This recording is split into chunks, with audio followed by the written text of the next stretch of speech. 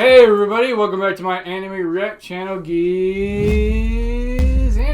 Today we're going to be doing my She Professed Herself Pupil of the Wise Man review for Kenja No Deshi, episode 5. Last episode we left off with finding out that for some reason Mira has to use the bathroom in this game world. That's a little weird. Other major notes are she was unable to find Soul House, so they decided to leave the area for whatever reason and go back to the city, and we find that the city is in disarray. It's being attacked by a whole bunch of monsters. So now we've got that to contend with. On top of the fact that she does find out that Soul House is trying to revive a woman that he knows in the game. We do know that the NPCs in the game are alive, so Soul being a player feels, I guess, more inclined to help this NPC out since it has more or less like an AI type sentient function now. So I guess he feels a deeper connection with it since the game has evolved pretty much. We also learned that he's trying to find an artifact to do such a thing with, and that's probably why he's gone, which I guess is why Mira left, because said artifact wouldn't be here, that's for sure. So she probably figures he's out hunting for that thing, so there's no point in looking for him right now. And the only other thing of note that happens during the episode is the fight at the end where she gets attacked by another demon and again easily dispatches it. So although that was a major part of the episode, it doesn't seem that major compared to her level of power. So pretty irrelevant. So with that said, let's get on to this review and see what happens in this episode, and I'll see you there.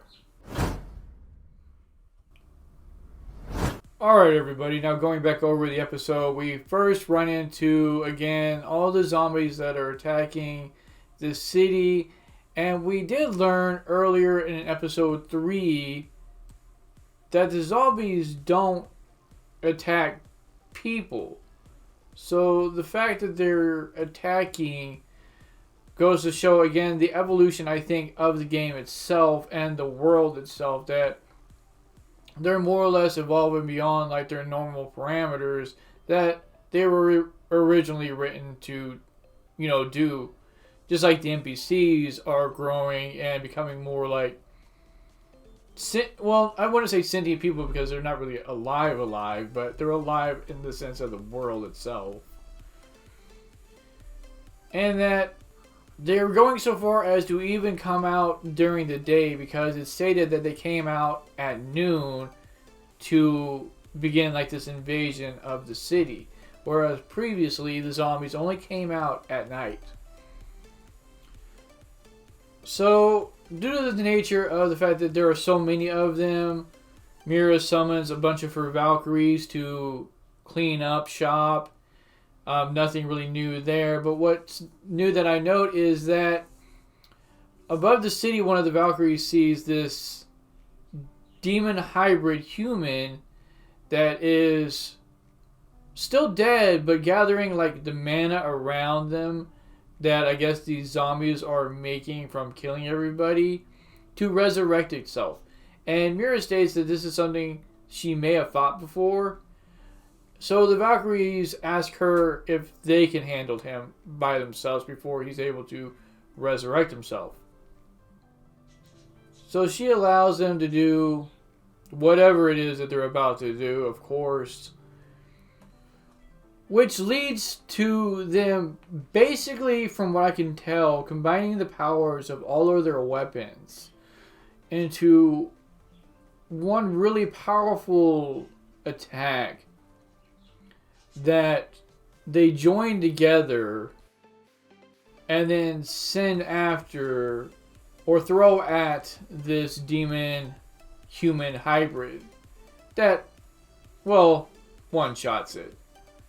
So while Dunbuff has been gone and before Mira appears, these Valkyries have been rigorously training to handle things. And I guess during this time, in this like subverse that they live in, they've form this new attack, which is pretty powerful. So he gets dispatched, and again, I'm wondering again what her upper limits are. She mentions that if this demon is who she fought before, that it could be an issue. So this is the first time I've heard her talk about, the possibility of there being something on equal ground with her. If it resurrected, I'm wondering if the Valkyrie's attack would have worked on it or not. So a little later, we get this image here, or this scene, where one of the zombies was still not dead. Kind of a weird thing to say about a zombie, but okay. But as it's being killed again, it calls out to its mother. And I'm actually wondering if the creature is referring to its biological mother, like it has retained memories of its mom, which would give, again, more evolution to the NPCs in the game, because obviously the zombies are NPCs. But I'm wondering if it recalls like its former life, or if it's recalling its mother as in whoever created it as a zombie. Whoever turned it into that creature it is now. Because again, with this world evolving as it is, perhaps a necromancer has arisen that created this thing, and that's who this zombie is referring to. And this moment where it calls out to its mother piques Mira's curiosity, just a smidge. So she understands that there's something going on here too. Alright, so the next part of the episode that's a little interesting is we finally meet the leader of the guild members that have been going around with Mira, Carrillon Cyril, or Cyril, who at first glance you would think was an NPC like they are.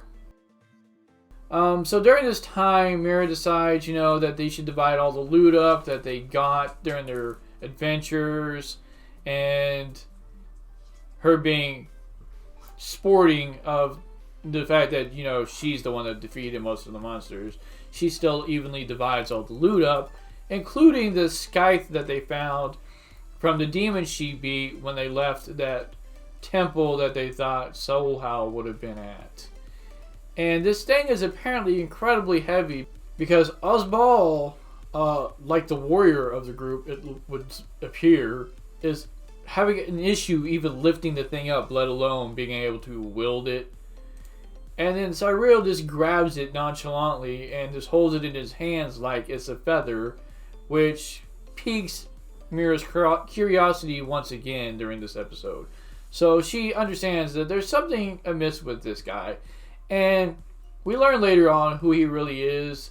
But I at first thought that this could have been Soul Howl in some kind of disguise, or more or less like Mira, who used some cosmetic item to change his appearance to better suit maybe something that this girl that he fell in love with, that he's trying to resurrect, would have liked. But that's easily or quickly dismissed. But that's where my head went initially with this moment. And then we get to this kind of confusing to me bit of information that is probably really important. It just kind of went over my head a little bit. So what I'm about to mention or throw out there is just a theory on my part about what this is actually trying to say. Solomon gives Mira some paperwork that basically goes over the times and dates that everybody logged in, including herself. The time she registered to his guild, I'm assuming. And that date is supposedly the 12th. But the paperwork itself says the 19th. So there's a week's worth of time that's missing there. Now, I'm not sure what this week's worth of missing time entails, or if even I'm getting it right, because I don't know what's going on here. I don't know if there's a week's worth of missing time here, or if something else was going on, and it just went over my head. But that's what I'm gathering, because she mentions that he checked his friends list like rigorously every day to see if anybody else logged in or didn't log in. So you would assume that the dates that they put down were correct and that she registered on the 12th, but the registration date on the paperwork says the 19th for some reason. So it shows that there might be some fishy business going on there, but again, I'm not really sure. So then, during this time that she's checking this paperwork, she also tells this lady to test Tacts' aptitude for magic because he wants to be a summoner like she is. So they go off to, figure out how powerful he is or his potential is. And we learn that it is far above the average person, or NPC, or being in general, I'm assuming. So Tact has a lot of magic that he can probably learn, and he might even be able to be on par with her one day. So she says that he's not to be a summoner like her, which is what he wants to be. And he asks Mira if he's going to be able to be a summoner. And for some reason she says yes, even though she just previously said no. Because she said that in her mind that he would not be a summoner like he wants to be. So I'm not sure why she's lying to him. Unless she's trying not to deter him from this path. Because apparently he's going to be really powerful. Just not as not the same type of powerful as she is. So he's going to learn this eventually. But hopefully, I guess by the time that happens, she hopes that he'll continue down the path that he's going. Because he'll be able to help out a lot of people more than likely. And then we get to our meeting that Cyril wanted to have with Mira. And we learn that he was trying to get out of this world, i.e. the game. So I've been curious to know what kind of game thing we're dealing with here. And apparently this is like SAO, Overlord, or Log Horizon. They are literally stuck in the game for some reason, are unable to log out of the game. And that gives a little bit of credence to why Mira felt she had to go to the bathroom last episode. I feel like her real life urges, because odds are, like in SAO, they're probably all in medical beds now because nobody knows what's going on with them. They're just laying there comatose more than likely. So Mira's real life body had the urge to go to the bathroom. So it translates over into this world, and she had to go to the bathroom in this world. If that's the case, though, I'm curious to know that if they get hurt in this world, does that transfer over to this world? Because when Cyril comes into this world, he is surrounded by goblins with this lady with a child, and he goes to protect her. And during the time that he's protecting her, he gets injured. And he feels the pain, which is a new sensation to him because this was previously obviously impossible in the game. You put on a VR helmet, you go into a game world. Like now, you don't feel the actual pain unless you're stupid and run into a wall like I've seen some clips of people do. But if you get hit by a projectile in the game, you don't feel that. Here, he does. So I'm wondering if you get hurt in this game, if that pain projects into the real world. Or more so, the wounds themselves. Because he gets pierced by an arrow. So does a hole appear in his hand or his arm where he got hit in the real world? I doubt that. But it's still an interesting bit of information to think about, I think. So, again, he continues to go on about how not only can he feel pain, but he can smell the rain, he can feel the grass, etc. So all these sensations that you feel in the real world, he feels in the game world now. Including like the warmth of his own blood flowing down his hand. Which a little creepy, but again, really interesting. This gives more depth to this ever-evolving world. Because again, you got like the zombies that can recall their previous lives, their mothers or siblings. I'm going to lean more towards that zombie was really talking about his biological mother and not some creator of some kind. So after the fight, again, Cyril tries to log out, and he states that, he's unable to even do that. He can't even find, like, his friends. None of his friends have been logged on.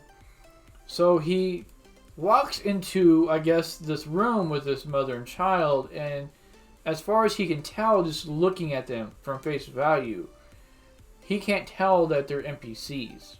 To him, they look like a mother and a child. So because of this feeling that he has, he decided to help out the village and this mother and child, because apparently things weren't going so well in this village. The golems keep attacking this place and things of that nature. So he passes down his medical knowledge, how to make herbs and things of that nature, to her, so that she's able to pass it down to the others. Because, again, he knows or notices, because of the conversations that he's had with her, that this is an evolving world, that, these NPCs are more alive than they're not alive now. And he figures, hey, maybe I could teach them something. So he does. He teaches them not only how to create medicine, but how to defend themselves in case the goblins come back, or some other, force comes back against them, zombies or whatnot, so that they have basic knowledge at least to defend themselves a little bit, to keep most would-be attackers away. He even teaches them how to conduct business, so I'm assuming things like trade, etc., amongst maybe other neighboring towns and themselves, so that they can be more self-sustaining and become, as he says here, an independent village themselves. So that's pretty much the episode. We have the zombies again in the beginning that are going outside of their normal programming, but again, this is how I guess this world was designed in the first place, and now it's evolved to such a state that people who log in stay and nobody can log out again, because I'm guessing the game itself is taking over, like some kind of really powerful AI or hive mind type, or not really hive mind, but powerful force inside the game has decided to take things upon itself to create its own world. And what better way to do that to have real world people come into it and help it evolve even quicker.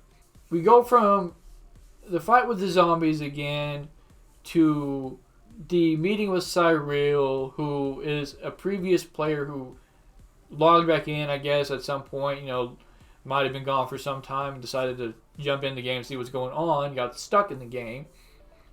And we find out from him that, he has been trying to figure out a way to get out himself, and decided since he couldn't, he would just form this guild. So that really leads me to wonder how powerful Tat can become, because if he, as well as the others, are evolving past anything that they could imagine, being pre-programmed to a specific set of abilities, one wonders how strong this kid could actually get later on down the line. That said, though, let me know what you all thought of this episode. And if you enjoyed this review of the episode, I'd really appreciate it if you could hit that subscribe button down below. Leave a comment in the comment section, maybe going over anything I might have left out, especially the dates and time issue that I'm still having trouble figuring out. I'd really appreciate that. And hit that like button. And I will see you all again next time.